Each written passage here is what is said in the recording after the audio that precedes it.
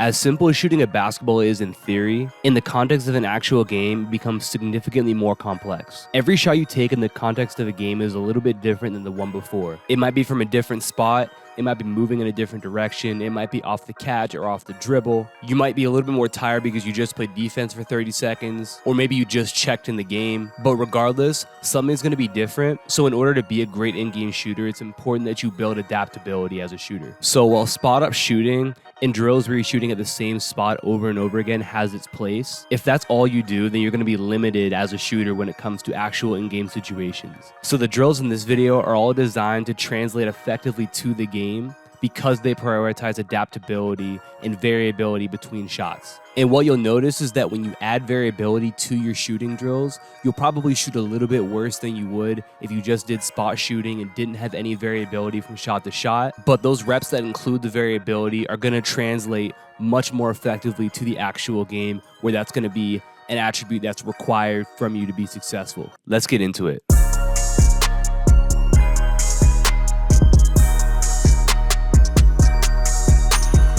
Wherever you want, perimeter, back pedal, or gap step into it. Need 22 makes here.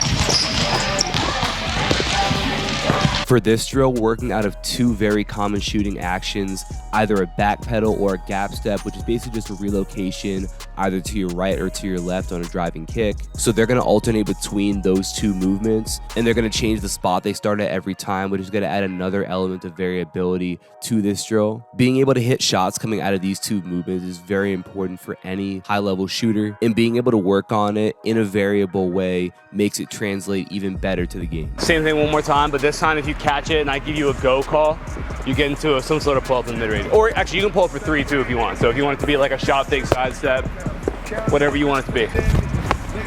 Go! Go!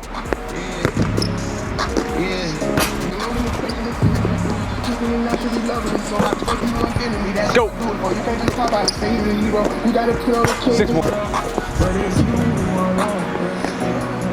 5. Go!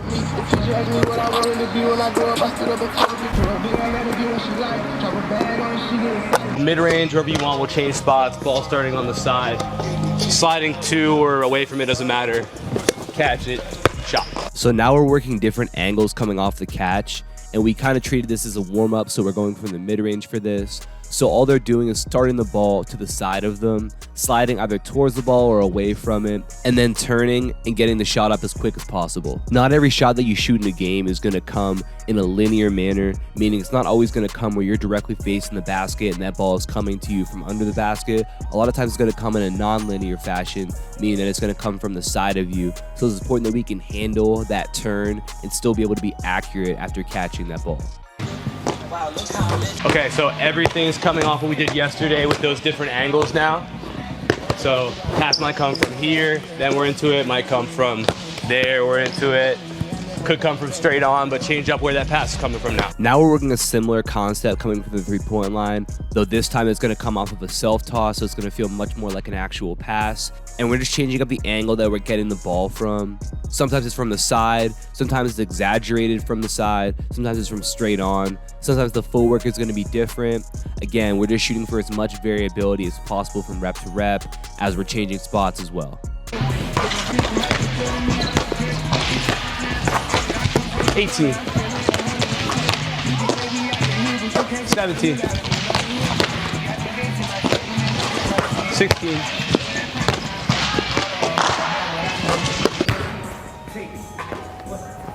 So another really easy way to do this is just by adding a constraint, which just means some sort of rule.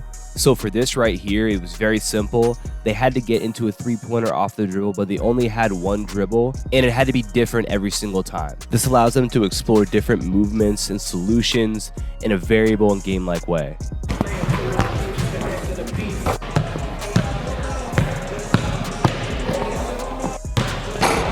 So here's another example of using a constraint where they're going to get to the mid-range in any way that they want to, but they have to shoot the ball coming out of either a turn dribble or a push cross. Every shot's going to be a little bit different, but we can still key in on two different types of shots that we would work throughout the workout, but again, giving space for creativity, different types of movement, and ultimately giving players the best way to find their own solutions.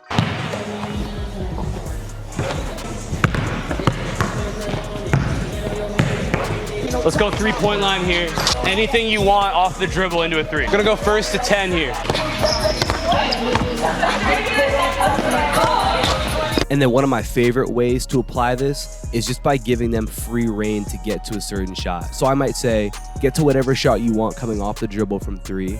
And this gives them the ability to take ownership over the shots that they're working on here. So if they feel like they want to work on a specific sort of shot, this gives them the freedom to do that. If they want to work on a certain sort of footwork, it gives them the opportunity to do that as well. And again, every shot is different, every spot is different, and it makes everything much more translatable when it comes to making shots in games.